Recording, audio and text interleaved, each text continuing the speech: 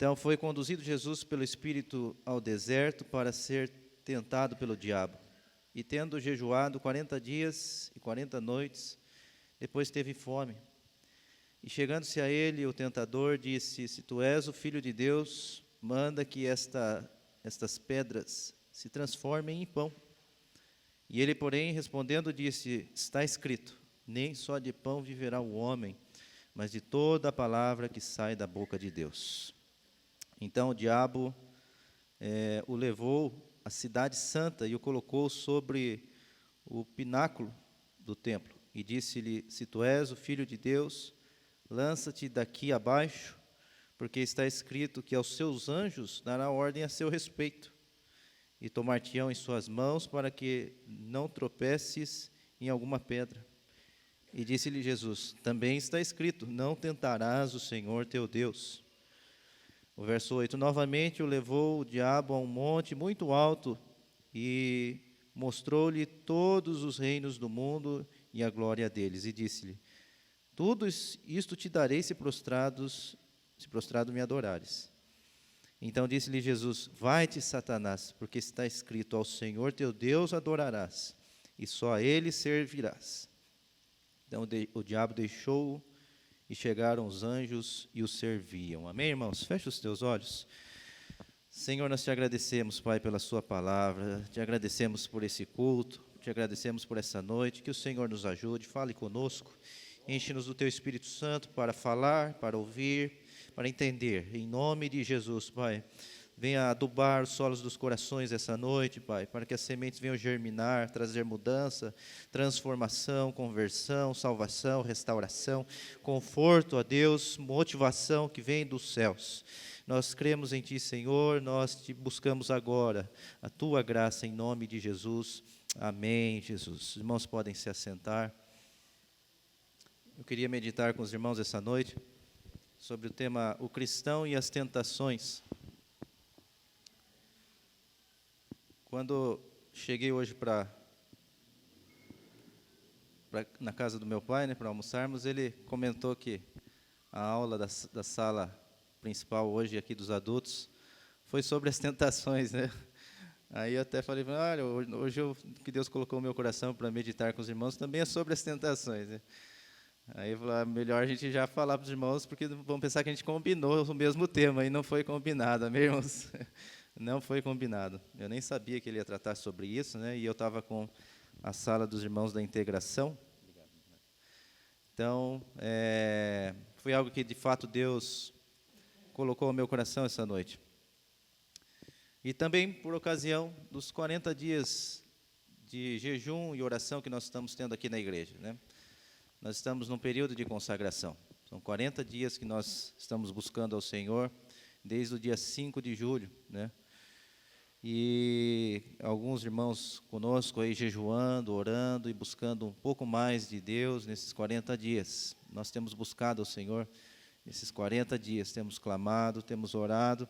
Não tem sido fácil, o diabo tem se levantado contra algumas famílias, né? Se levantado contra a igreja de forma geral, se levantado para trazer desmotivação. Mas Jesus também jejuou 40 dias aqui. Eu queria que você, juntamente comigo, viesse aprender algumas lições nesse jejum de Jesus, para que eu e você tenhamos vitória sobre o vil tentador. Amém, irmãos? Para que nós sejamos vitoriosos na guerra espiritual que temos de travar todos os dias. Irmãos, as tentações, elas são uma realidade cotidiana. Todos os dias você é tentado. Todos os dias o diabo quer derrubá-lo. Todos os dias a sua carne é provada e é estimulada a se inclinar para a corrupção.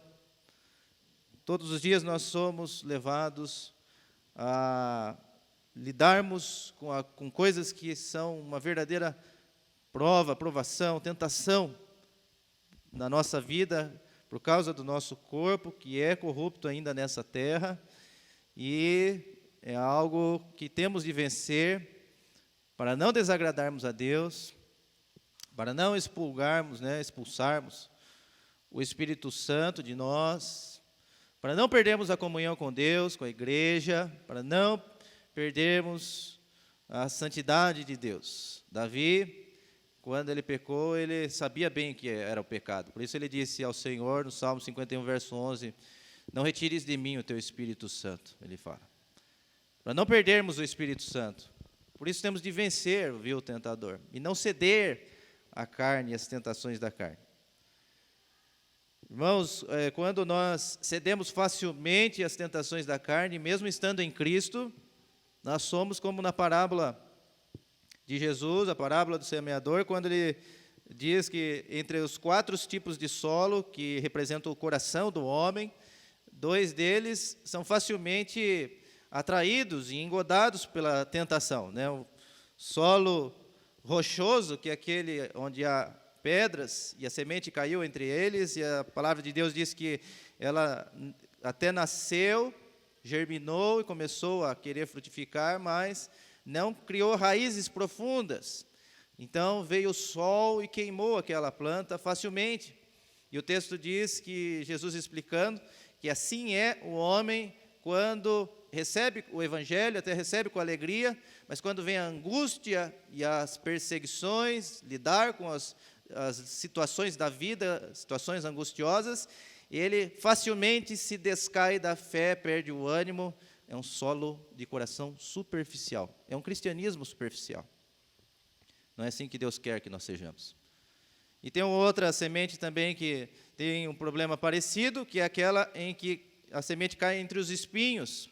Um solo cheio de espinhos é um solo que até nasce, cresce, mas quando tem de lidar com os espinhos ao seu redor, ela começa a ficar sufocada por conta daqueles espinhos, e ela também não avança, não frutifica, morre. E Jesus diz, este solo é como o coração duvidoso, que é aquele coração que quando vem as tentações por causa das riquezas, né, e das coisas deste mundo, ele fica dividido, se ele vai continuar servindo a Deus ou se ele vai se deixar levar pelas vitrines do mundo.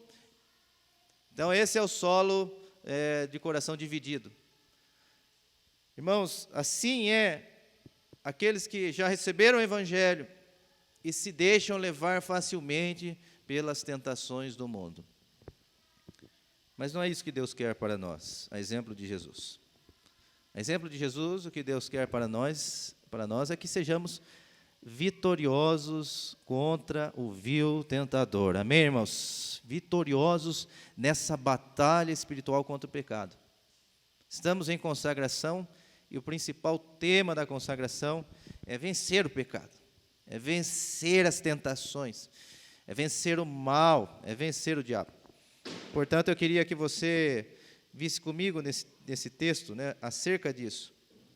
Esse exato momento de Jesus aqui, no capítulo 4, do verso 1 em diante, é o momento do ínterim entre o batismo de Jesus e o início do seu ministério. Ou seja, Jesus tinha, no capítulo 3, se batizado aí, né, João Batista o batizou, e posterior a isso, Jesus começa o seu ministério. Então, Jesus se batiza, depois Jesus é tentado no deserto por 40 dias, em jejum, e depois Jesus começa o seu ministério. Antes de começar o seu ministério, Jesus passou esses 40 dias de consagração e jejum, sendo tentado pelo diabo.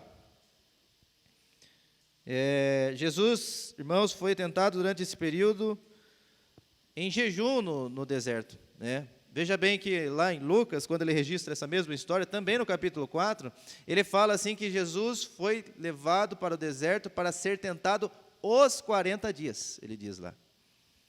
Então, ele coloca como que essa tentação do diabo os 40 dias de Jesus foi um período de tentação de Satanás em cima de Jesus. Aqui em Mateus fica mais subentendido que foi ao término desses 40 dias, né, o próximo de terminar, Jesus estava sendo ali tentado pelo diabo. Mas Lucas deixa mais claro que não, que a tentação de Satanás foi durante o período dos 40 dias. Então, veja você que enquanto você está em jejum, o diabo não para de tentar você, é aí que ele vai provar você, é aí que ele vai tentar derrubar você, né? E é aí que ele vai tentar fazer você desistir. É aí que a sua carne vai ser tentada, né, durante o jejum. Para fortalecer mesmo a sua fé, né, que isso Deus permite. Jesus foi, portanto, levado ao deserto. Algumas perguntas que podemos fazer, irmãos, acerca desse período de Jesus sendo tentado ao deserto, e são perguntas comuns, né? Será que Jesus poderia ter sido vencido pelo tentador? Será que ele poderia ter sido vencido pelo vil tentador? Né? A resposta é não. Por que não? Porque lá em Tiago, capítulo 1, verso 14 e 15, Tiago registra o seguinte acerca de por que nós muitas vezes perdemos a guerra contra o vil tentador. Ele diz assim: cada um é tentado quando atraído e engodado pela sua própria concupiscência, ou seja, há uma concupiscência em cada pessoa, que é uma inclinação cobiçosa, é cobiça mesmo. Há uma cobiça para o mal em todo indivíduo. Mesmo depois que ele se converte, ele ainda tem dentro dele essa concupiscência que precisa ser dominada pelo Espírito agora nele, né? Mas ele não perde essa concupiscência, senão ele seria Deus. Já Jesus não tinha essa concupiscência, ele não tinha essa cobiça dentro dele. Jesus não era corrupto, ele não era descendente de Adão nesse sentido, né? Dessa maldição, de certa forma, hereditária, que é o pecado, né? De pai para filho, que nós já nascemos pecadores. Jesus não. E Tiago ainda continua dizendo assim: depois, havendo a concupiscência concebido, dá luz ao pecado. O pecado, sendo consumado, gera a morte. Como Jesus não tinha essa concupiscência, ele não poderia ser vencido pelo vil tentador. Agora, veja bem, irmãos, isso não elimina o fato de que Jesus, de fato, foi tentado. Porque daí a outra pergunta que alguém faz é: a tentação de Jesus foi como a nossa? Jesus foi tentado como nós o somos tentados? Apesar de Jesus já ser vitorioso contra o pecado, ele sim foi tentado como nós somos. Lá em Hebreus capítulo 4, verso 15, diz assim, que porque nós não temos um sumo sacerdote que não possa compadecer-se das nossas fraquezas, porém que é Jesus, que em tudo foi tentado, mas sem pecado. Jesus em tudo foi tentado, porém sem pecado. Glória a Deus, amém, irmãos? Ele venceu, viu, o tentador. Glória a Deus. O plano de Satanás, irmãos, primeiro é fazer você pecar através da tentação. Ele quer que você caia em pecado. Depois, Satanás quer acusar você incansavelmente. Lá em Apocalipse capítulo 12, verso 10, ele diz assim que, porque já o acusador de nossos irmãos é derrubado, o qual diante do nosso Deus os acusava de dia e de noite. Lá em Apocalipse, João teve essa visão de Satanás como acusador, nos acusando de dia e de noite. Ele viu isso, o diabo acusando-nos de dia e de noite. O diabo, ele quer fazer você pecar para depois acusar você dos seus pecados. Você já notou isso? Em alguma derrota? E quando pecou, e o diabo ali soprando sobre o seu ouvido, você é um derrotado. Você não vai vencer as batalhas espirituais. Você vai ficar preso nesse vício, nesse pecado, nesse mal. Né? É assim que o diabo faz. Faz você pecar, né, para depois te acusar. Né? Ele atrai você para depois fazer com que você se sinta o peso da culpa, né, assim, de forma forte sobre os seus ombros. E eu queria, portanto, irmãos, meditar com os irmãos sobre como nós fazemos em Jesus para vencermos as tentações, amém? Vencendo as tentações a exemplo de Jesus. Em primeiro lugar, nós vencemos as tentações são vencidas quando há mortificação da carne. As tentações são vencidas quando nós mortificamos a nossa carne. Aí no verso 1, E segundo diz assim, que Jesus ele foi conduzido pelo Espírito ao deserto para ser tentado pelo diabo. Veja aí a permissão do Espírito para ser tentado pelo diabo. Então, quando nós somos tentados, é uma permissão de Deus. Deus permite que o diabo tente os homens, né? A tentação não vem de Deus, mas Deus permite que o diabo tente os homens. E tendo jejuado, verso 2, 40 dias e 40 noites, depois teve fome. Irmãos, Jesus foi ao deserto, não foi ao jardim, não foi a um lugar de entretenimento, não foi a um lugar de distrair a mente, não foi buscar se repousar em algum lugar, mas Jesus, aqui nesse momento de batalha espiritual, foi conduzido ao deserto, um lugar de sede, é um lugar de fome, é um lugar de perigos, é um lugar que o sol assola ao meio-dia e que o frio assola à noite, na escuridão da noite. Assim é o deserto, um lugar de forjar homens fortes, mulheres fortes, do deserto, do jejum, da consagração. É um lugar para forjar homens e mulheres fortes. Por isso, todo aquele que se coloca numa condição de ir para o deserto, no deserto da consagração, no deserto da mortificação da carne, é que está buscando ser mais forte do que é que está buscando ser uma pessoa melhor do que já é. É porque quer mais de Deus, menos do mundo. Quer mais do Espírito e menos da carne. Quer algo a mais de Deus. É isso que você faz quando você vai para o deserto da consagração. Jesus foi para o deserto. E foi para jejuar. E ele o fez por 40 dias e 40 noites. O apóstolo Paulo fala assim, irmãos, em 1 Coríntios, capítulo 9, verso 27. Antes eu subjugo o meu corpo e o reduzo à servidão para que, pregando aos outros, eu mesmo não venha, de alguma maneira, ficar reprovado. Olha o que ele diz, eu subjugo o meu corpo e o reduzo à servidão. Você tem feito isso? O período de consagração é esse, irmãos. Subjugo o meu corpo e o reduzo à servidão, para que, pregando aos outros, eu mesmo não venha, de alguma maneira, ficar reprovado por estar saciando carnalmente o meu corpo. Reduzo a servidão, eu domino sobre ele. No jejum isso é possível, né? Você dominar o seu corpo e as vontades do seu corpo. Jesus, irmãos, portanto, venceu pela mortificação da carne,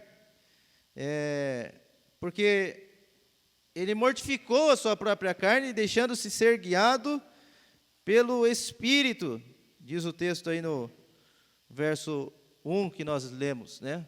O Espírito do Senhor levou Jesus até o deserto, ele foi guiado pelo Espírito.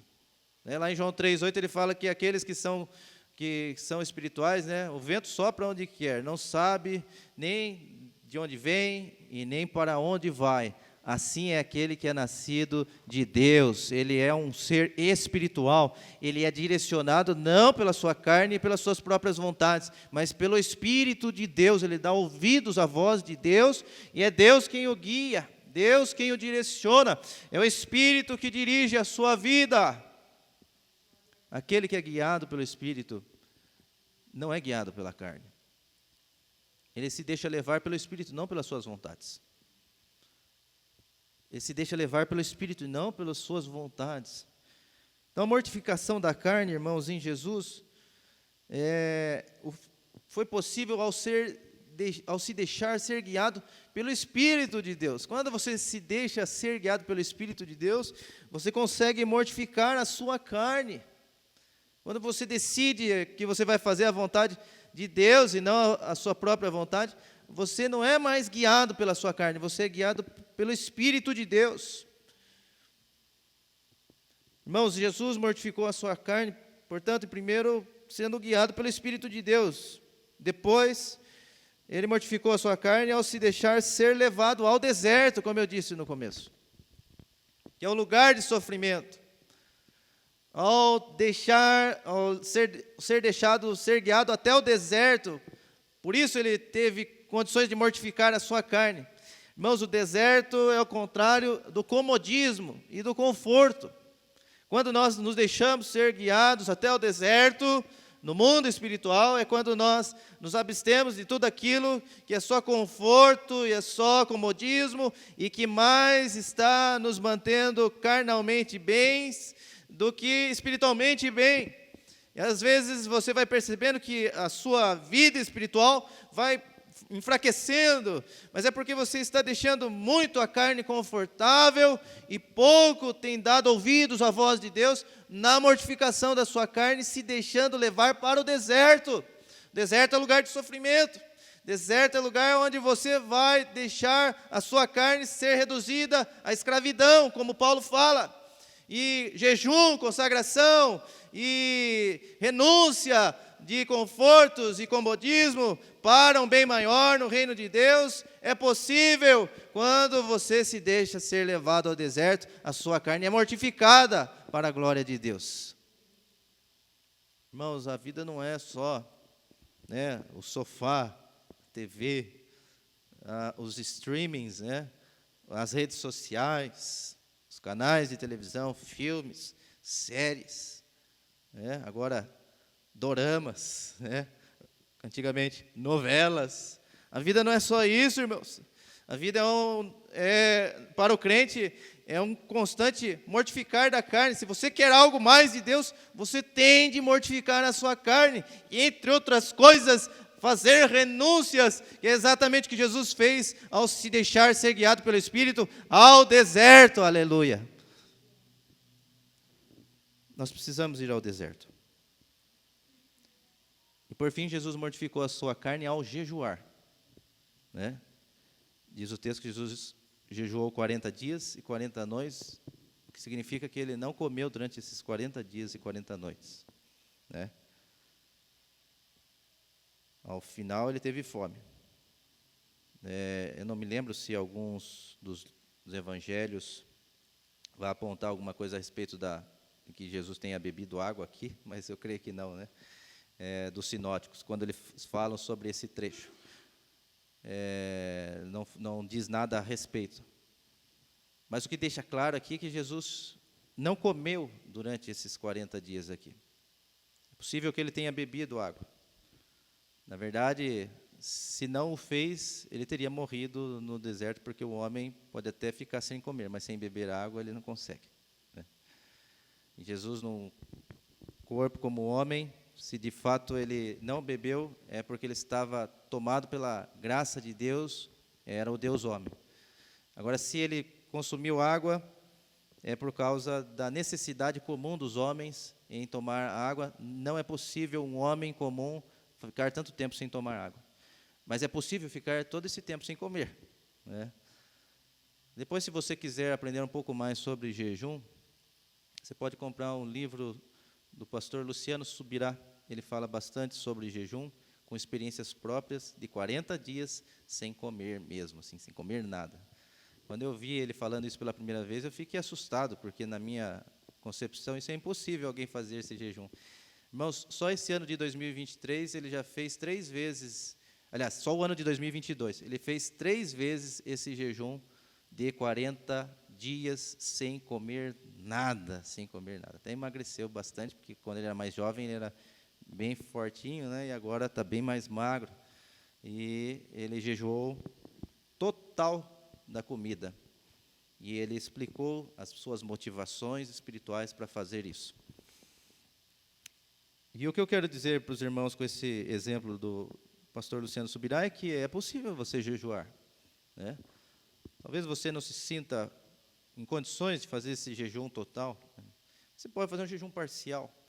Você pode jejuar algumas coisas importantes, que de fato vai ser uma mortificação da carne. Não jejue aquilo que não vai fazer falta para você. Jejue daquilo que realmente vai ser difícil para você, durante esses dias de jejum. Jejue com essa intenção de fato, buscar mais de Deus e mortificar a sua carne. É possível, irmãos, que nós jejuemos, é isso que eu quero dizer para os irmãos. É possível que nós jejuemos, é importante que nós façamos isso, irmãos, para vencermos no mundo espiritual, batalhas espirituais que estão sendo travadas, e você às vezes está aflito com problemas familiares, problemas espirituais, com pecados, problemas financeiros, problemas de toda a ordem, e você não sabe o que está acontecendo, e às vezes foge da sua mão resolver certas coisas, e Deus está chamando você para algo mais, e o jejum é uma arma de Deus para você ter de Deus este algo mais de Deus, na mortificação da sua carne, para que você seja abençoado no Espírito. Glória a Deus. Você tem de entender isso, irmãos. Eu e você precisamos entender a importância do jejum, da mortificação da nossa carne. Sem jejum, não há vitória em certas batalhas. Não há vitória. Então nós temos de jejuar para ver o céu se abrir em diversas áreas da nossa vida. Não é jejum de tolo, não é sacrifício banal, é Deus chamando você para mortificar a sua carne e assim se encher do Espírito de Deus e ser um instrumento vivo e alguém reluzente para a glória de Deus. Amém, irmãos? É isso que Deus quer de nós, que sejamos cheios de Deus. Precisamos jejuar. Jesus, portanto, irmãos, venceu as tentações através da mortificação da sua carne. Se você mortificar a carne, você vai ter vitória sobre o pecado. Você pode ter certeza disso. Se você mortificar a sua carne em jejum, em consagração, você vai ter vitória sobre o pecado. As tentações não têm mais o mesmo poder sobre você. As vitrines não te atraem tanto mais quando você está com a carne mortificada. Você olha, já consegue desprezar o pecado. Sabia disso ou não? Isso que aconteceu com Jesus, nós vamos ver mais adiante. De rejeitar o pecado assim, irmãos, quem está no Espírito, em consagração e mortificação da carne, consegue ter vitória sobre o vil tentador. Consegue ter vitória sobre as tentações. Pecados vêm, o diabo vem e tenta fazer você cair, e você não tropeça quando você mortifica a sua carne. A segunda lição é que as tentações são vencidas quando há palavra. Quando você está na palavra, você também vence o tentador. Você tem a palavra, quando há a palavra de Deus, você vence o vil tentador. Veja comigo aí do verso 3 em diante. Algumas coisas interessantes. No verso 3 ele diz assim, que chegando-se a ele o tentador, disse, se tu és o Filho de Deus, manda que estas pedras se tornem em pães. O tentador chegou para tentar Jesus na fome, né? Mande que essas pedras se tornem em pães, que Jesus estava com fome. Então, o tentador foi bem aonde Jesus estava fraco, a fome. Aí Jesus respondeu, como, irmãos, né? Verso 4, ele respondeu pela palavra. Ele diz assim, está escrito, nem só de pão viverá o homem, mas de toda a palavra que sai da boca de Deus. Amém, irmãos? Ele era o Deus ali, o Deus Filho. Ele podia mesmo transformar aquelas pedras em pães e se saciar, mas era a tentação de diabo ali, né? Durante os seus 40 dias de jejum. E Jesus então disse, diz pela palavra, citou a palavra para Satanás, nem só de pão viverá o homem, mas de toda a palavra que sai da boca de Deus. Irmãos, 3 coisas interessantes sobre a palavra. Primeiro, que Jesus respondeu com a palavra, conforme nós vimos aí. Na tentação dos pães, aí no verso 4, ele citou o texto de Deuteronômio, capítulo 8, verso 3, respondendo dessa forma, nem só de pão viverá o homem, mas de toda a palavra de Deus. Jesus citou o trecho de Deuteronômio para fazer afugentar Satanás. Quem tem a palavra de Deus e responde com a palavra, faz vencer o vil tentador. Amém, irmãos? É a palavra de Deus, vitória sobre o vil tentador. Responda com a palavra. Jesus respondeu com a palavra também,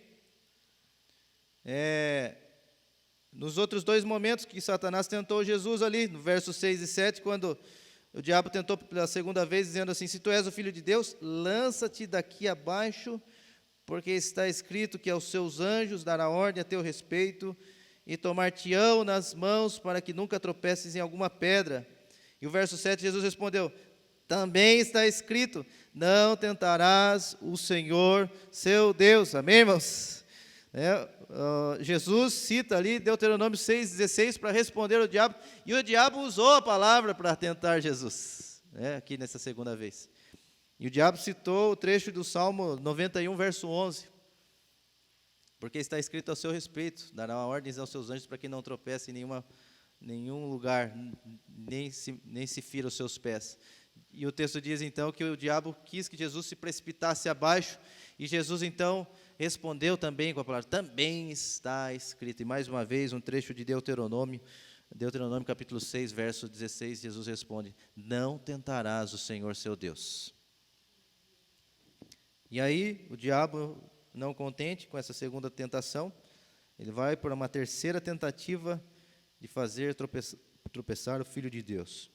No verso 9, ele disse assim, no verso 8 fala que o diabo foi e levou Jesus a um monte alto e mostrou-lhe todos os reinos do mundo e a glória deles. E o verso 9 ele disse, Satanás dizendo,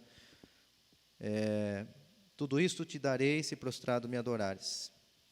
E Jesus respondeu no verso 10, vai-te, Satanás, porque está escrito, ao Senhor teu Deus adorarás e só a Ele servirás. Jesus respondeu pela terceira vez com a palavra. E aqui Jesus responde com um trecho de Deuteronômio de novo, no capítulo 6, verso 13. Olha que curiosidade, as 3 vezes que Jesus respondeu para Satanás foi usando textos de Deuteronômio. Jesus respondeu as 3 vezes Satanás, citando textos de Deuteronômio, para afugentar o vil tentador. Irmãos, a palavra de Deus em nossos lábios, em nosso coração, é instrumento para fazer afugentar o vil tentador. Quando o diabo vier até você, você vai dizer, para trás de mim, Satanás. Você vai poder citar textos, o Senhor é o meu pastor, nada me faltará, Você vai poder, quando o diabo vier tentar você nas suas fraquezas, falar, ainda que eu passe pelo vale da sombra da morte, não temerei mal algum, o Senhor está comigo. Você vai citar a palavra de Deus. Quando o diabo vier oprimir você, você vai citar textos da palavra, você vai poder fazer afugentar o vil tentador com a vitória que vem de Deus. Deus quer te dar vitória e você então precisa responder com a palavra. Responda, o diabo com a palavra de Deus. Amém, irmãos? Responda com a palavra. É a palavra a sua espada. A espada do crente é a palavra de Deus. Não é outra arma. Quando o diabo quiser derrubar você, é a palavra na sua boca que vai fazer você ser vitorioso contra Satanás.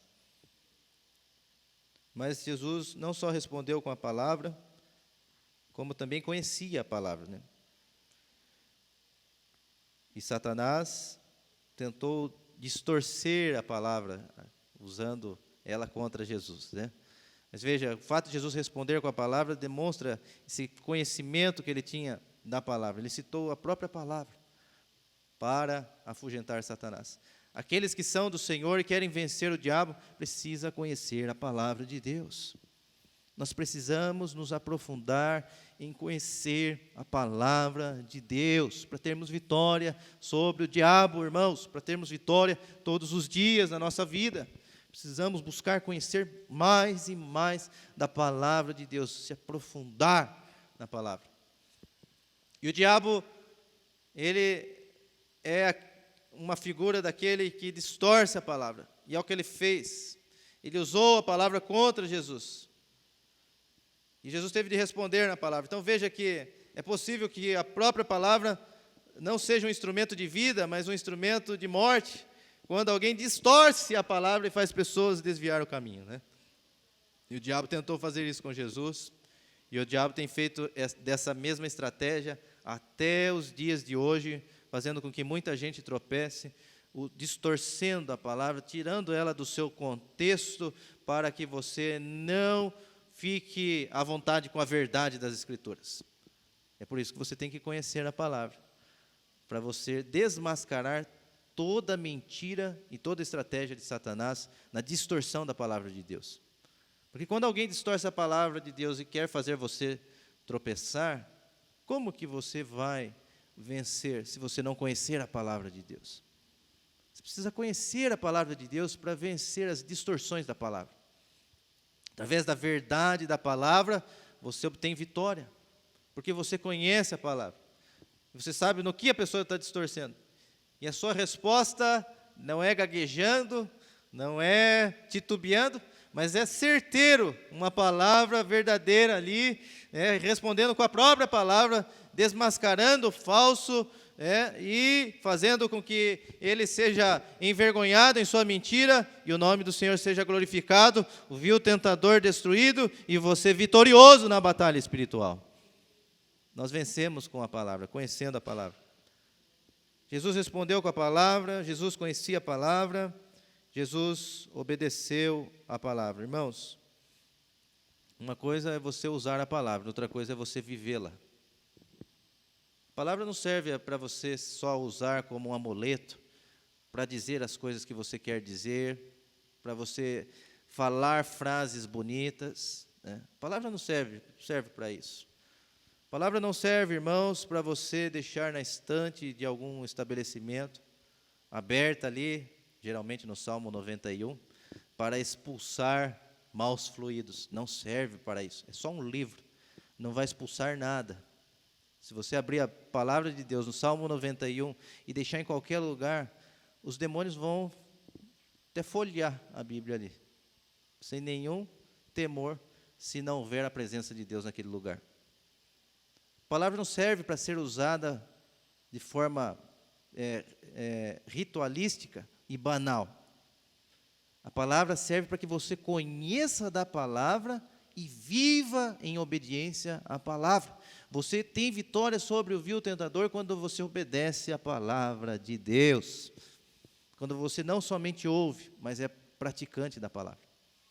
Quando você não ouve por um ouvido e solta por outro, mas você pratica a palavra de Deus. Né? A palavra de Deus não serve para você pôr debaixo do braço só para vir na igreja. Né? Aqui na nossa igreja, graças a Deus, ninguém tem o hábito de deixar a Bíblia aqui para o próximo culto. Né? Mas tem gente que até isso faz, deixa a Bíblia ali, no próximo culto vai vir, vai sentar no mesmo lugar mesmo, né? Já vimos isso em outros lugares. E aí a pessoa vem e nem leva para casa, porque nem vai ler mesmo a Bíblia durante a semana, então vem para a igreja e já está lá a Bíblia marcando o lugar dela, né? Até atrapalhando os irmãos da limpeza. Irmãos, a palavra não serve para guardar o seu lugar no banco, né? A palavra serve para que nós venhamos obedecer a Deus. Quando você conhece a palavra, você pode, então, obedecer a Deus. Aí você tem vitória sobre o vil tentador, porque você é um obediente a Deus. Você conhece o que Deus quer, conhece o que Deus não quer, e você vai no caminho que Deus quer que você vá, pela graça de Deus, no Espírito Santo, em obediência à santa palavra de Deus. A palavra de Deus serve como instrumento para nos fazer obedientes da vontade de Deus para a nossa vida. Jesus andou como obediente, sem pecado, sempre obedeceu a Deus em todo o propósito que foi designado desde a fundação dos séculos para ele, para que ele viesse viver o tempo que viveu, andasse entre os homens, pregasse o reino de Deus, curasse enfermos, libertasse cativos, e depois viesse a passar pela via dolorosa. Ele mesmo se entregou aos homens em obediência a Deus, e ele passou pela via dolorosa, subiu ao monte chamado Gólgota, e ali ele foi crucificado, porque ele mesmo se entregou aos soldados romanos em obediência a Deus, e ele por fim cumpriu todo o propósito de Deus na terra, que era derramar o seu próprio sangue em favor dos homens pecadores. E se hoje eu e você hoje temos vida, somos lavados pelo sangue de Jesus, vamos morar na eternidade com Deus, temos um lugar nos céus eternamente, é porque Jesus obedeceu todo o propósito de Deus. E Ele nos chama a obediência também. Porque se nós obedecermos a Deus, irmãos, nós seremos uma bênção para as pessoas que estão ao nosso redor. Porque se nós obedecermos a Deus, nós teremos uma bênção para a nossa família. Se nós obedecermos a Deus, Deus vai nos usar poderosamente em grandes coisas. Se nós obedecermos a Deus, Deus vai abrir portas. Se nós formos obedientes ao Senhor, nós vamos vencer o vil tentador que tenta fazer você tropeçar todos os dias. Nós teremos vitória no mundo espiritual. Precisamos obedecer a palavra. A palavra, ela existe para ser obedecida, não questionada. Não que não seja bom debater, né? Mas não debatida, né? Não é por isso que a palavra existe. Às vezes nós debatemos a fim de acharmos uma solução para algo, mas, irmãos, não é essa a finalidade maior, principal da palavra de Deus, né? Enquanto muitos estão debatendo a palavra de Deus, outros estão ganhando almas com a palavra de Deus, na simplicidade do seu conhecimento bíblico, só falando que Jesus salva, e Ele cura, e Ele ressuscita, e Ele leva para o céu, e faz você vencer o pecado. Então, na simplicidade da palavra, muitos estão de fato obedecendo e fazendo a vontade de Deus. A palavra de Deus é para ser obedecida. Jesus conhecia a palavra, respondia pela palavra e obedecia a palavra. Irmãos, terceira lição e última: as tentações, elas são vencidas quando há confiança em Deus. Você vence as tentações quando você confia em Deus. No verso 9 e 10, ele diz assim: disse-lhe tudo isso, a última tentação, né? Te darei se prostrado, aliás, me adorares. Então disse Jesus: vai-te, Satanás, porque está escrito: ao Senhor teu Deus adorarás e só Ele servirás. Vai-te, Satanás. As tentações são vencidas quando há confiança em Deus. Irmãos, nas tentações o diabo põe em dúvida o que Deus diz. Aliás, eu li o verso 9 e 10, mas na verdade nós vamos analisar do verso 3 ao 10.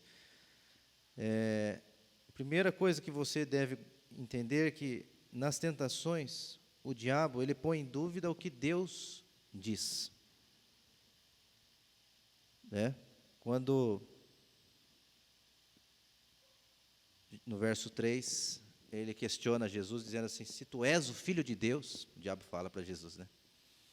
Ele está querendo lançar uma dúvida ali, né? Ele está querendo pegar Jesus em algo e ele lança dessa forma, questionando a divindade de Jesus, né? Que Jesus seja o unigênito, não que o Satanás não sabia, mas ele faz dessa forma. E essa é a estratégia de Satanás. Nas tentações, ele põe em dúvida no seu coração o que Deus diz. Porque o que Deus disse a respeito de Jesus? Deus já tinha falado ali no capítulo 3 mesmo de Mateus, verso 17, quando ele tinha acabado de ser batizado por João Batista. Diz a palavra de Deus que ouviu-se uma voz dos céus, e era o Deus Pai dizendo: este é o meu Filho amado em quem eu tenho prazer. Deus falando acerca de Jesus. E agora o diabo vem dizer no capítulo 4, na tentação no deserto: se tu és o Filho de Deus. Olha só como ele é expert em pôr dúvida, né?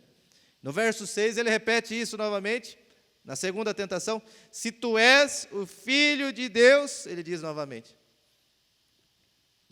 Então, na tentação de Satanás contra o povo de Deus, ele quer fazer com que você fique duvidoso do que Deus já falou. E eu queria que você guardasse em seu coração: o que Deus prometeu, Ele vai cumprir na sua vida. Não deixe o diabo pôr dúvida no seu coração acerca do que Deus já falou. O que Deus falou está falado, está selado, e é o que vai acontecer. Outra coisa que o diabo faz: nas tentações o diabo põe em dúvida o que Deus tem. Porque no verso 8, ele diz assim: novamente o levou o diabo a um monte muito alto, e mostrou-lhe todos os reinos do mundo e a glória deles, e disse a Jesus: tudo isso te darei se prostrado me adorares. Olha só, o diabo levou a um monte alto e mostrou todo o mundo e a glória do mundo. e ofereceu a Jesus: se você me adorar, eu te darei. O diabo põe em dúvida o que Deus tem, porque nada que existe no mundo é do diabo, irmãos. Às vezes algumas pessoas pensam que o mundo é do diabo por um entendimento equivocado, por exemplo, do texto lá em 1 João 5,19, quando ele diz que o mundo jaz no maligno. E quando ele diz lá que o mundo jaz no maligno, significa que o diabo já se assenhoreou do mundo de forma a corromper a humanidade, mas não que ele é dono do mundo. O diabo não é o dono do mundo, né? Do universo, da terra, da criação. Não é do diabo as coisas que foram criadas. E a palavra de Deus nos garante isso, como por exemplo lá em João 8,44, aliás, lá no Salmo 24, verso 1, quando ele diz assim: do Senhor é a terra e a sua plenitude, o mundo e os que nele habitam. Amém, irmãos? É do Senhor, não é do diabo. Do Senhor é a terra e a sua plenitude, o mundo e os que nele habitam. Então, quando o diabo foi tentar Jesus, oferecendo coisas a Jesus, ele estava querendo pôr em dúvida o que de fato pertencia a Deus, como se ele estava usurpando algo que é de Deus já. Toda aquela glória, tudo aquilo que o diabo mostrou para Jesus, Deus é dono de todo o planeta, de todo o universo. E o diabo tentou Jesus dessa forma porque lá em João 8,44 diz que ele é mentiroso, pai da mentira. E quando ele mente, fala do que ele é próprio, porque ele é o pai da mentira. Pessoas que acreditam no diabo. Tem pessoas que acreditam nas ameaças do diabo. Tem pessoas que ficam duvidosos do que pertence ao diabo e o que pertence a Deus. Irmãos, quando nós somos do Senhor, nós podemos ter a certeza que seremos supridos em tudo, seremos guardados em tudo, e que a bênção de Deus está sobre nossa vida, porque o Senhor é dono de todas as coisas. Ele é o dono do ouro, Ele é o dono da prata, Ele sabe qual é a minha e a sua necessidade. Nós não precisamos ficar na dependência das ameaças e das ofertas de Satanás, para nos sentirmos estimulados a qualquer coisa que seja, porque sabemos que do Senhor é a terra e a sua plenitude, o mundo e os que nele habitam.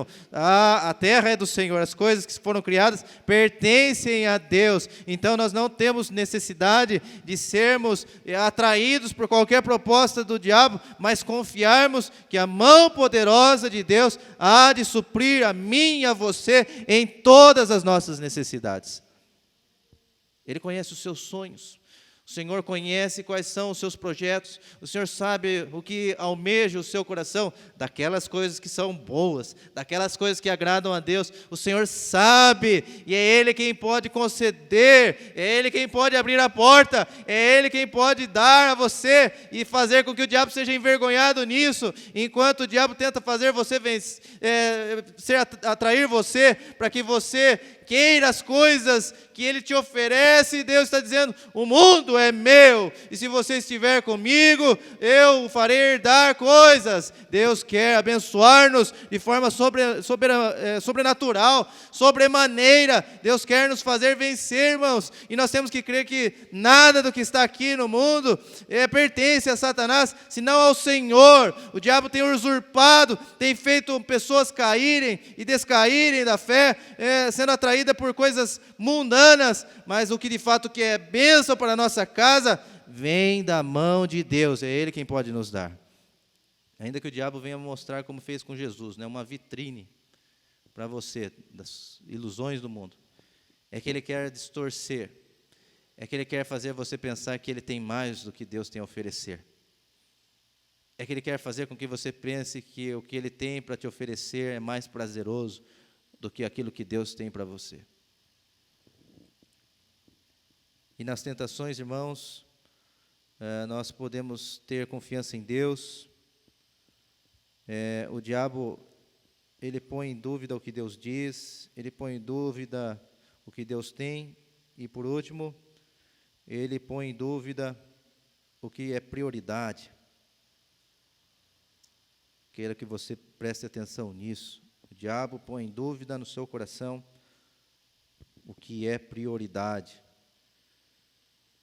Quando ele olha para Jesus e fala assim: transforme essas pedras em pães. A tentação de Satanás ali era inverter a prioridade no coração de Jesus, porque Jesus estava em consagração. Ele não ia comer aquela hora. Ele estava em jejum. E o diabo queria que ele comesse, saciasse e interrompesse o seu período de consagração ali. E a inversão de prioridade está justamente no fato de que alguém poderia pensar: eu preciso alimentar meu físico, eu estou com fome. Eu preciso alimentar meu físico, eu não estou comendo, eu preciso alimentar meu físico. Mas a prioridade era justamente o tempo de consagração, era o alimento espiritual. Portanto, o alimento espiritual é mais importante do que o alimento físico. As bênçãos espirituais são mais importantes do que as bênçãos materiais. Na tentação, o diabo quer fazer você inverter as prioridades. As coisas de Deus são mais importantes do que as nossas coisas. A agenda de Deus para nós, no reino de Deus, é mais importante do que a agenda que nós estabelecemos para a nossa semana, para a nossa vida. Na tentação, irmãos, o diabo quer fazer inverter no seu coração essa prioridade. Fazer com que você não leve a sério o que de fato é prioridade. E como nós sabemos que as coisas espirituais são prioridades? Veja o exemplo de Jesus, ele não transformou as pedras em pães. Veja o que Jesus diz lá em Mateus 6, verso 33, buscar em primeiro lugar, o reino de Deus e a sua justiça, as demais coisas vos serão acrescentadas. O reino de Deus é mais importante do que o nosso trabalho, irmãos. O reino de Deus é mais importante do que a nossa família, irmãos. Por isso que Jesus falou assim: aquele que não deixa pai e mãe por amor de mim, não é digno de mim. O reino de Deus é mais importante do que você, marido, a sua esposa, do que você, esposa, o seu marido, do que você, pai, os seus filhos. O reino de Deus é mais importante do que os seus filhos. O reino de Deus é mais importante do que qualquer coisa que vivamos aqui na terra. As coisas espirituais são prioridades para Deus. Entenda isso. Se você não prioriza as coisas de Deus, você já está sendo levado pelo vil tentador na inversão de prioridades. Você já está comendo pão, você já está transformando a pedra em pão ali, pelo poder da carne, para se alimentar quando é tempo de jejum. Talvez você, no lugar de Jesus, tinha com poder na mão, transformado a pedra em pão para se alimentar. O que Jesus está ensinando? Não faça isso. Não inverta as prioridades. Não inverta as prioridades também, irmãos, no sentido de que nós precisamos mais crer do que ver.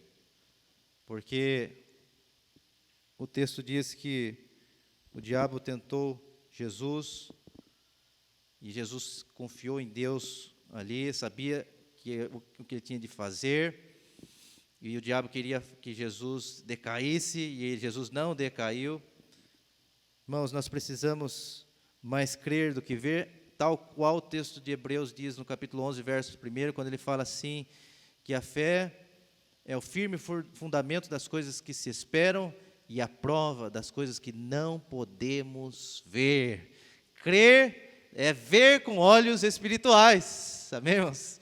Crer é ver as coisas acontecendo e a bênção de Deus chegando com os olhos espirituais. Isso é crer, né? Saber que as coisas vão acontecer pela fé. A bênção de Deus, a graça de Deus. As coisas vão acontecer pela fé. Como Jesus disse também para Tomé, lá em João 20, verso 29, ele disse assim: Tomé, você creu quando Jesus apareceu para os discípulos? Você só está crendo agora porque está me vendo? Aí Jesus dá uma lição para Tomé que serve para nós, irmãos. Bem-aventurados são aqueles que não viram e creram. Antes de você ver, você tem a oportunidade de pôr a sua fé para funcionar, para crer. E se assim você fizer, você verá a graça de Deus alcançando a sua vida, porque essa é a promessa de Deus para aqueles que creem. Amém, irmãos? Você ainda não viu com os olhos carnais, mas já está vendo com os olhos espirituais o que Deus tem para você. Você ainda não viu com os olhos carnais algumas circunstâncias que precisam mudar, melhorar, avançar, mas pelos olhos da fé você está vendo a vitória alcançar a sua casa, a bênção de Deus, conforme o pastor de Nelson falou aqui no momento ofertório, correr atrás de você, você ver Deus agindo, não porque realmente as circunstâncias estão já se transformando, mudando para melhor, mas porque você crê tanto nisso, que Deus há de conceder isso, porque é o propósito de Deus, aqueles que creem, a bênção chegar à sua casa. É propósito de Deus. Irmãos, queria encerrar com uma fala de um estudioso bíblico chamado William Hendrickson, que diz assim, olha só, ele diz assim: uma pessoa fervorosamente suplica ao Senhor que lhe conceda a bênção da saúde. Uma pessoa pede ao Senhor a bênção da saúde, entretanto, essa pessoa deixa de observar as normas de saúde, né? Deixa de cuidar do seu próprio corpo. Pede saúde, mas não cuida do seu corpo, ele está dizendo. Ou pede que Deus salve a sua alma, mas negligencia os meios de graça, tais como estudar a palavra, estar em comunhão com a igreja, participar da ceia do Senhor, fazer a obra do Senhor, para a glória de Deus. Ainda tem alguém que suplica ao Senhor pelo bem-estar físico e espiritual dos seus filhos, porém ele mesmo deixa de levá-los ao caminho do Senhor. Um membro da igreja, olha só, irmãos, ao ser advertido por ter assistido um espetáculo pecaminoso, um filme que não deveria assistir, um programa que não deveria assistir, defendeu-se dizendo: eu não posso negar que estive lá. Porém, enquanto eu estava lá, eu estava orando sem cessar, dizendo: desvia, Senhor, os meus olhos para que não veja a vaidade, conforme diz o salmista no Salmo 119, verso 37. Estava lá no pecado, assistindo o que não era para assistir, e dizendo assim: mas eu estava lá orando, pedindo para Deus: desvia os meus olhos do pecado. William Hendrickson fazendo essa observação. E ele termina dizendo assim: a tudo isso a resposta de Deus é: não tentarás o Senhor seu Deus. Não tentarás o Senhor seu Deus. Quando você entende o que é não tentar o Senhor seu Deus, irmãos, você se desvia do caminho mau, né? Você vê que o mal está na esquerda, você vai para a direita. Você vê que há armadilhas para você em determinados lugares, você se afugenta dali. E pela graça de Deus, a exemplo de Jesus, nós podemos vencer toda a tentação e sermos fortalecidos espiritualmente. Quantos querem ter vitória sobre as tentações? Diga amém. Deus quer fazer você vitorioso na sua casa, para uma vida de santidade. Irmãos, quando nós estivermos lá na glória, você não vai ser tentado mais, né?